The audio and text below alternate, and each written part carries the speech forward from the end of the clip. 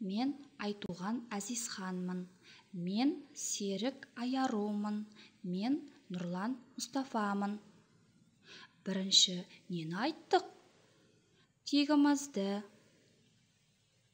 Сосын өзіміздің атымызды айттық. Тегің кімнің атында?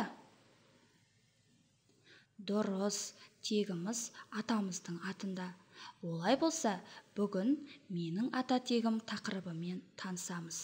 Бүгінгі сабағымызда сіздер өз ата тектеріңіз жайлы, олардан кімдердің тарайтынын білесіздер. Ал кәнекей балалар, ортағын тап, ойынын ойнайықшы. Ата-ана, ата-тек дегенде не ортақ?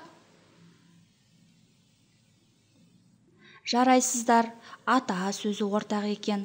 Олар ата сөзінен тарайды.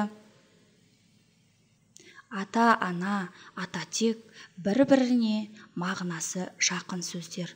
Олар ата сөзінен тарайды. Ата деген кім? Ата ол әкеміздің әкесі. Бала, әке, ата.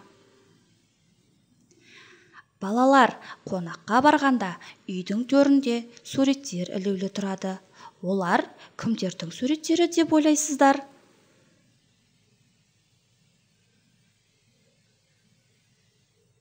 Арман мен Дәурен бір үйдің балалары. Арман мен Дәуренге әкесі мен анасы жағынан туыстарын атап беруге көмектесейік. Міне, көбінесе үйлердің төрінде сол отбасының үлкендерінің, яғни ата-әжелерінің суреттері тұрады.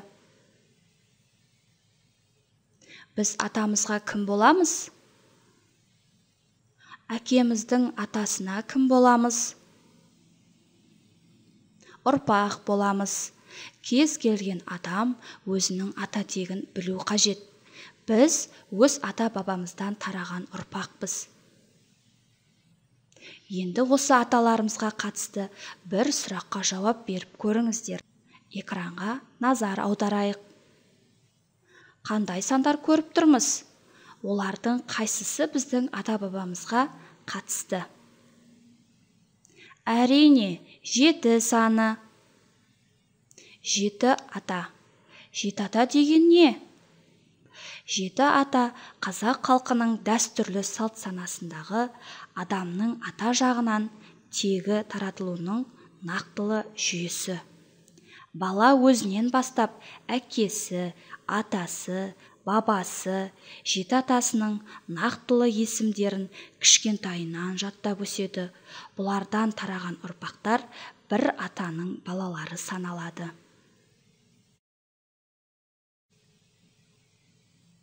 Бала, әке, ата, үлкен ата, баба, түп ата, тек ата. Төмен қарайда ата тек жалғасады. Ата, әке, бала, немере, шөбере, шөпшек, немене. Ата туыстық атау, ол әкеңнің әкесі. Әке өз туған әкең. Немере туыстық атау, ер адамның баласынан тараған ұл мен қыз. Шөбере туыстық атау, атадан санағанда немереден тараған ұрпақ. Шөпшек туыстық атау, шөбереден тараған ұрпақты шөпшек дейді. Шөпшекті кейбір жерлерде туажат деп те атайды. Немене туыстық атау, дәстүрлі қазақ қоғамындағы 7 ата жүйесі бойынша таратылатын 7-ші ұрпақ. Біз өз ата-бабаларымызды мақтан тұтамыз.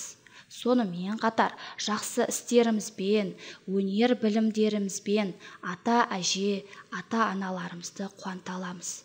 Ол қандай іс болуы мүмкін? Оны ойланып көріңіздер.